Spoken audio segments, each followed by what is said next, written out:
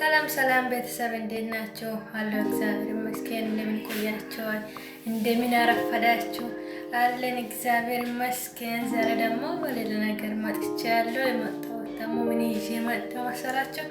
በጣም የሚወደው ታሪክ አለና ታሪክ እና ደግሞ ደስ የሚል ነው። እኔ ወድጄና ተመስጬ በጣም የሰማሁትና ብዙዎችን አስተምራል ብዬ ያሰብኩት ታሪኮች አሉና እነሱን ደግሞ ወደ ዩቲዩብ አምጥቻለሁ። እናንተም እንደምትወዱ አልጠራጠርም። ስለ ገብታችሁ እስከ መጨረሻ ቪዲዮን ተከታትላችሁ ትወዳላችሁ፣ እንደምትወዱ አልጠራጠርም።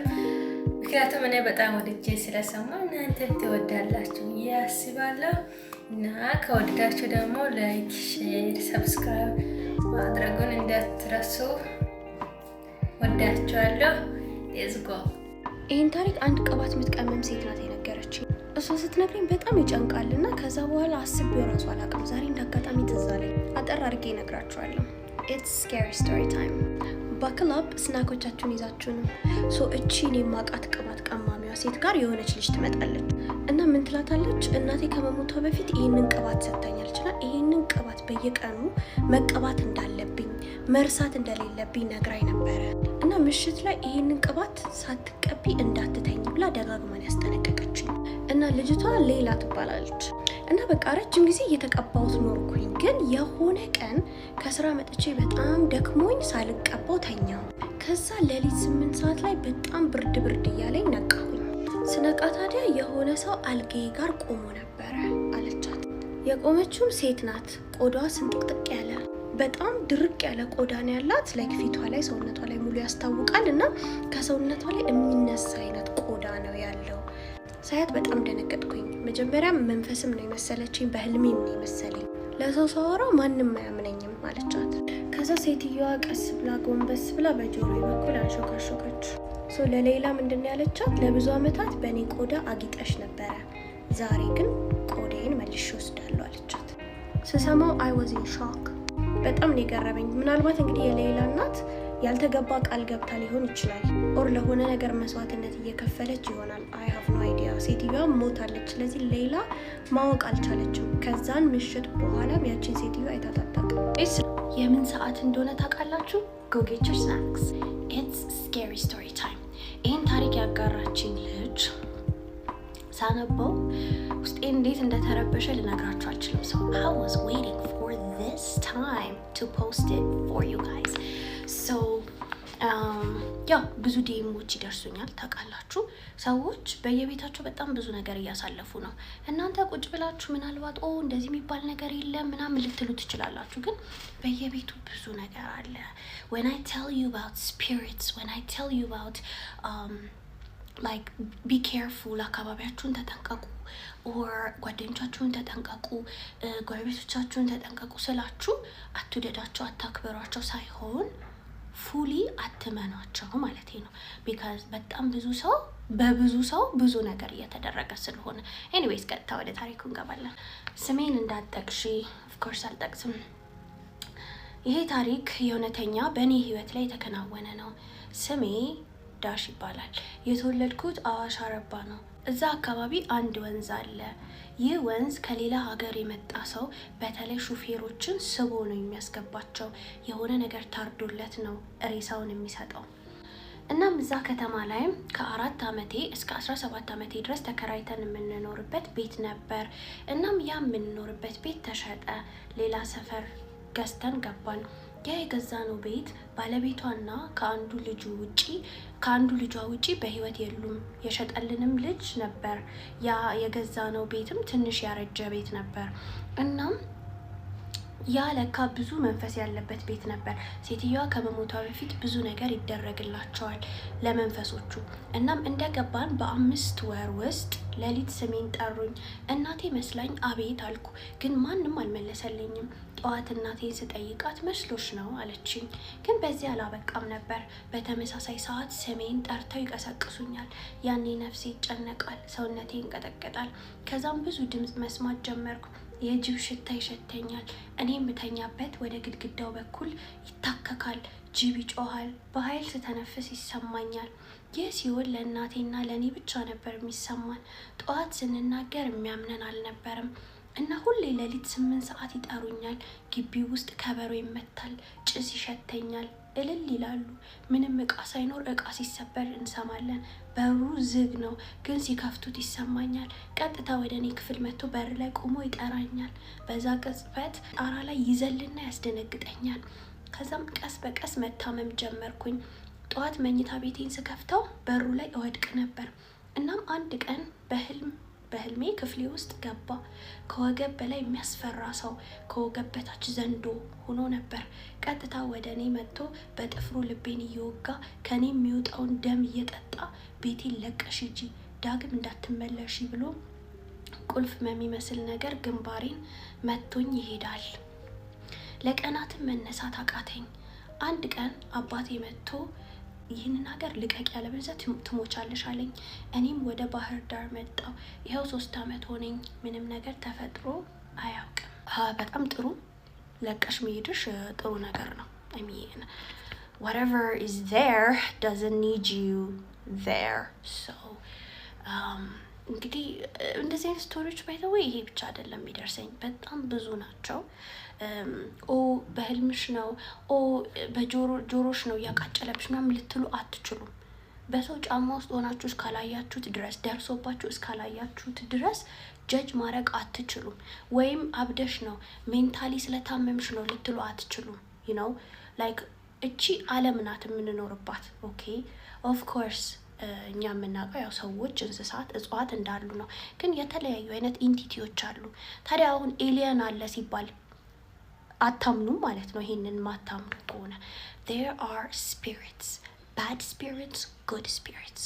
okay ስለዚህ እሱን መለየት አለባችሁ። መጥፎ ስፒሪት ከሆነ በአካባቢያችሁ ያሉት በየሃይማኖታችሁ ጸሎት ማድረግ አለባችሁ። I've already told you that before. or ደግሞ ቦታው ለቃችሁ መሄድ አለባችሁ። ሶ የሆነ ሰው ራሱ ሲታመም ካያችሁ ሆስፒታል ምንም ነገር የለብህም እየተባለ ግን ያ ሰው ኮንስታንትሊ የሚታመም ከሆነ could be spiritual, could be something, a bad spirit that doesn't want that person to live. Anyways, ደህና ደሩ።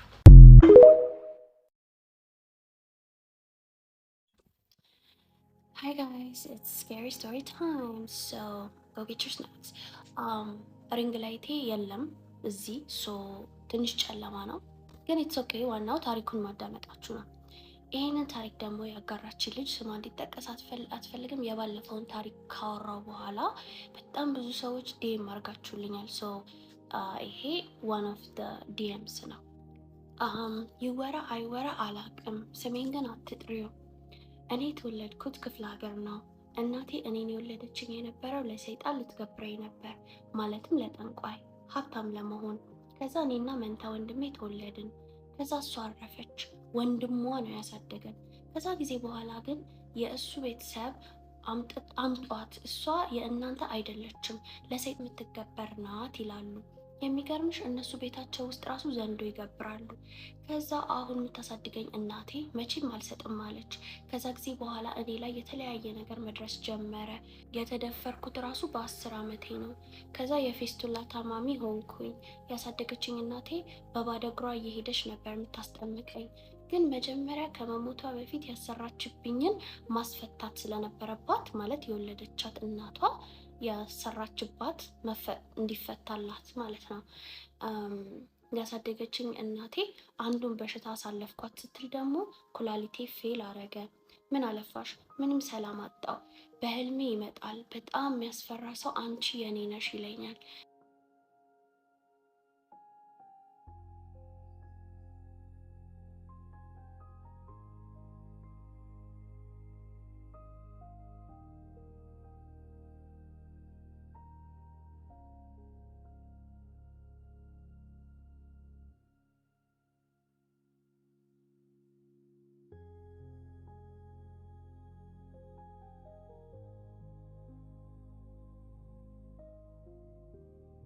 ፍቅረኛ መያዝ አልችል። ከያዝኩኝ በኋላም 1-2 ቀን አብረውኝ ይሆኑና ይርቁኛል። ይኸው ከሀገር ወጥቼም አልለቀቀኝም። አሁን ብቻዬን በካንሰር እያሰቃየኝ ነው። እናቴ ጋር መመለስ አልችል፣ ለሰይጣን የተገበርኩ ልጅ ሆኜ ቀረው። አሁን 28 ዓመት ሞላኝ። ምንም አቅም አጣው። በሞተችው በተረገመችው እናቴ ለሀብት ብላ በተሰጠሁት ምስኪን ልጅ እሷ ሳትበላው ሞተች። እኔ ግን ይኸው በስቃይ አለው። ኦ ማይ ጋድ።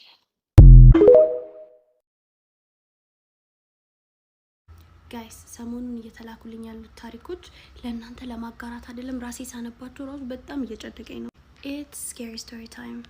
መብራቶቻችሁን አብሯቸው፣ በኋላ አላስጠነቀቀችንም እንዳትሉ። ብቻችሁን ከሆናችሁ ደግሞ ሄዱና ከሰው ጋር ተኙ። ኤኒዌይስ ይሄን ታሪክ ያጋራች ልጅ ስሟ እንዲጠቀስ አትፈልግም። ባይ ዘ ዌይ የትላንትናው ቪዲዮ የተወሰነ ድምፁ እንደጠፋባችሁ አውቃለሁ። ለሱ በጣም ይቅርታ ጠይቃለሁ። ድጋሚ ፖስት ማድረግ አልቻልኩም። አም ሶሪ። ኦኬ ሶ ወደዚህኛው ታሪክ እንግባ። ያቢ እንዴት ነሽ? አንቺ የምትነግሪኝ ታሪክ እኔም አውቀዋለሁ። እናም ጓደኛዬ ነበረች፣ ስሜ እንዳትጠቅሺ ኦፍ ኮርስ። እናም ጓደኛዬ ስታጫውተኝ ነበር። እኛ ቤት በጣም እናመሻለን እና አክስቴ ቡና አፊ ትለኛለች። እናም እየቃሙ ያመሻሉ። ማታ ማታ ወደ ኩሽና ሲሄድ ብዙ ሰዎች ሆነው እኛ ግቢ ውስጥ ቡና ያፈላሉ፣ ይንጫጫሉ እና ምንድናቸው ብዬ ወደ እነሱ ስመለከት ይጠፋሉ። በግ እኛ ቤት ከታረደ ማታ በጉ የታረደበት ቦታ ተሰብስበው ይንጫጫሉ፣ እነሱም ቡና ያፈላሉ። በጣም ይጨንቀኛል እና ምንም ማድረግ ስለማልችል እዛው አክስቴ ጋር እኖራለሁ። እቤት ስነግራቸው አያምኑኝም፣ ውሻዎች ናቸው ይሉኛል። እና ማታ እስከ ሌሊት ድረስ ቡና ማፍላት ግዴታዬ ነው እና እቃ ለማምጣት ወደ ኩሽና ሲሄድ በአጠገቤ ታልፋለች። ማን ነው ብዬ ዞር ስል ከአጠገቤ ትጠፋለች። የሆነ ቀን የስራ ሰዓት የደረሰ መስሎኝ ተነሳው።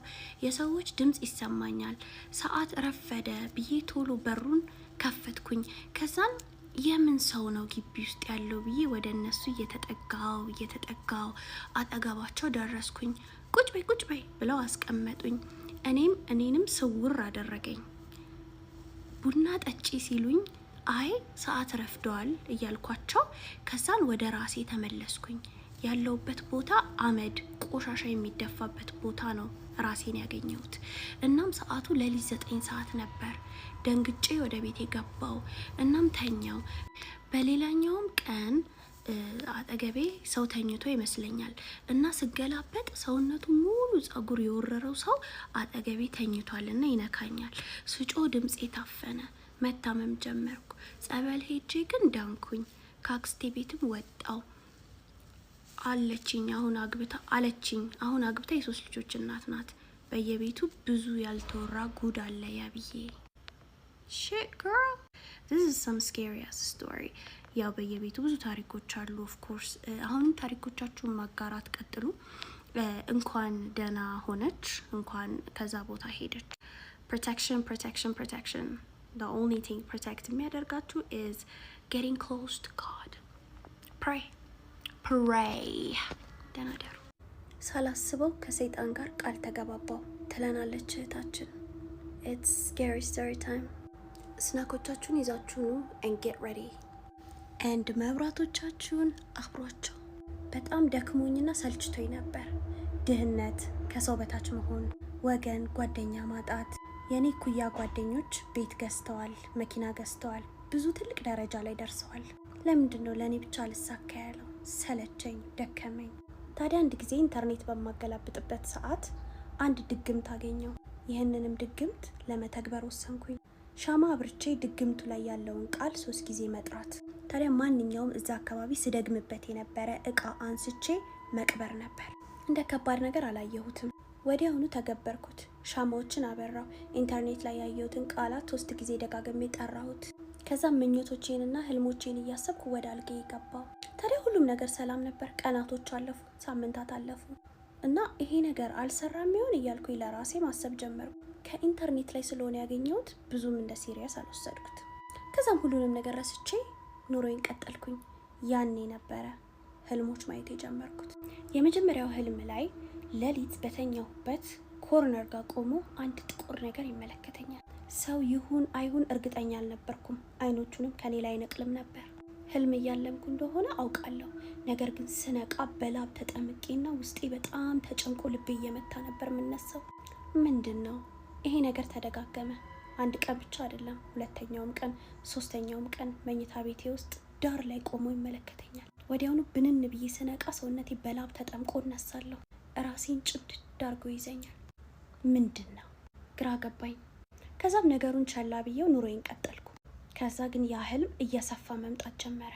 ዳር ላይ ቆሞ የሚያፈጥብኝ ጥቁር ነገር ደረጃውን ወርዶ ወደ ታች ይሄዳል። እኔም እከተለዋለሁ። በህልሜ ስከተለው አያለሁ። ዞሮ አይመለከተኝም፣ ግን ይመራኛል። ከዛ ብንን ብዬ ስነቃ ራሴን ቤዝመንት ውስጥ አገኘሁት። በተደጋጋሚ ታዲያ ይህንን ህልም ማየት ጀመርኩ። ህልሙ በጣም እየፈራሁትና እየተጨነኩ ስለመጣው በተቻለ መጠን እንቅልፍ ላለመተኛት እየሞከርኩ መምጣት ጀመርኩኝ። ነገር ግን ሰው አይደለን፣ እንቅልፍ ይጥለኝ ጀመር። ሳሎን ቤትም ሶፋ ላይ ይሁን ሌላ ቦታ እንቅልፍ ከጣለኝ ያንን ጥቁር ነገር አየዋለሁ፣ ያየኛል። ከዛ አንድ ቀን በፍጹም ተከትየው አልወርድም ብዬ በህልሜም ቢሆን ያንን ጥቁር ነገር ላለመከተል ሞከርኩ። ታዲያ በጆሮዬ ማንሾካሾክ ጀመረ። ከኋላዬ እንዴት እንደተከሰተ እንኳን አላውቅም። ተኝቻለሁ። ላብ ጥምቅ እያረገኝ ነው። በጆሮዬ መጥቶ ያንሾካሽኳል። ሂጂ፣ ታች ውረጂ፣ አርጊው፣ አርጊው፣ አርጊው፣ ሂጂ፣ ሂጂ ይለኛል። ድምፁ በጣም ቀስ ያለና የለሰለሰ ነበር። ታዲያ ዝም አልኩት። ምንም አላደረኩም። ቢጨንቀኝም ካለሁበት ቦታ አልተነሳውም ነበር። በኋላ በጣም እየተናደደ መምጣት ጀመረ። እየተናደደ ሲመጣ ያ ለስላሳና ቀስ ያለው ድምፁ እየጮኸ ማስገባት ጀመረ። ሂጂ፣ ሂጂ፣ ተነሽ፣ ተነሽ፣ ውረጅ፣ ውረጅ እያለ መጮህ ጀመረ። በጣም ፈራው፣ ደነገጥኩኝ። ያኔ ባንኛ የተነሳው ህልሜን በተወሰነ መቆጣጠር ስለቻልኩኝ ደስ አለኝ። ግን ያ ቅዠት ቀጠለ። ጓደኞቼ፣ ቤተሰቦቼ ስለ እኔ መጨነቅ ጀመሩ። እህቴም ጓደኛዬ ቤት ሄጄ የተወሰኑ ቀናቶችን አሳልፌ እንድመጣ ነገረች። እኔ ምናልባት አካባቢ ስቀይር ይሻላል ብዬ ከቤት ወጥቼ ጓደኛዬ ቤት ሄድኩኝ። ጓደኛዬን ቤት ለብቻዬ ክፍል ሰጠችኝና የኮሪደሩን መብራት እንደ በራ ትታው ገብታ ተኛች። እኔም እንቅልፍ ወሰደኝ። ታዲያ የሚያስጨንቅና የሚያስፈራ ህልም ተመልሶ መጣ። ራሴን ቤዝመንት ውስጥ አገኘሁት። በጆሮዬ መጥቶ ያንሾካሹካል፣ ይነካኛል። ጥቁር ነው፣ ጥቁር። አይኑ ግን ነጭ። ሰው ይሁን ሰው አይሁን በፍጹም ላውቀው አልቻልኩም። በከፍተኛ ሁኔታ ጮኩኝ። ጓደኛዬ ደንግጣ ቤዝመንት ደረሰች። ምን ሆነሽ ነው አለችኝ። እንዴት ብዬ ልንገራት? እብድ ናት ብላ ታስበኝ ይሆን ብዬ ጨነቀኝ። ምንም አላልኳትም። ግን እሷ ጋር የተቀመጥኩባቸው ሁለተኛው፣ ሶስተኛው፣ አራተኛውም ቀናቶች ራሴን ቤዝመንት ውስጥ እየነቃው አገኘሁት። ጓደኛዬም ይህንን ነገር ልብ ብላ ነበር። በጣም አዘነችልኝ። ሁሉንም ነገር እንድነግራት አስገደደችኝ። ከማ ጋር ተገናኝተሽ ነበር? ከማ ጋር ምን አድርገሻል? ማን አስገድዶ ያስደረገሽ ነገር ካለ ንገሪኝ አለችኝ። እኔም ያደረኩትን ነገር በሙሉ ነገርኳት። በኋላ ግን ሳስታውስ ያን ኢንተርኔት ላይ አይቼ የሰራሁትን ድግምት እንዳልጨረስኩት ገባኝ። ሻማውን አብርቼ ድግምቱን 3 ጊዜ ብለውም ቅበሩ የተባለውን ነገር ግን ወስጄ አልቀበርኩም ነበር። በአካባቢዬ የነበረ ማንኛውንም ዕቃ አንስቼ አልቀበርኩም። ስለዚህ ሪቹዋሉን አላጠናቀቅኩም። ለዛም ነበር ሲፈታተነኝና ሲናደድብኝ የከረምኩት። ጓደኛዬ ጋር ተመካክረን ሪቹዋሉን መጨረስ እንዳለብኝ ነገረችኝ። እኔም ማመንኩበት። ከዚህ ስቃይ መገላገል እፈልጋለሁ። ስለዚህ ድግምቱ ስደግም የነበረ ዕቃ አንስቼ ወስጄ ቀበርኩኝ። ቅዠቱ በዛው አበቃ። ያ ጥቁር ነገር ተመልሶ አይቼው አላውቅም። ነገር ግን ህይወቴ ላይም የተቀየረ ምንም ነገር አልነበረም። ምፈልገውን አኗኗር፣ ሀብትና ምፈልጋቸውን ሰዎች አላገኘውኝም።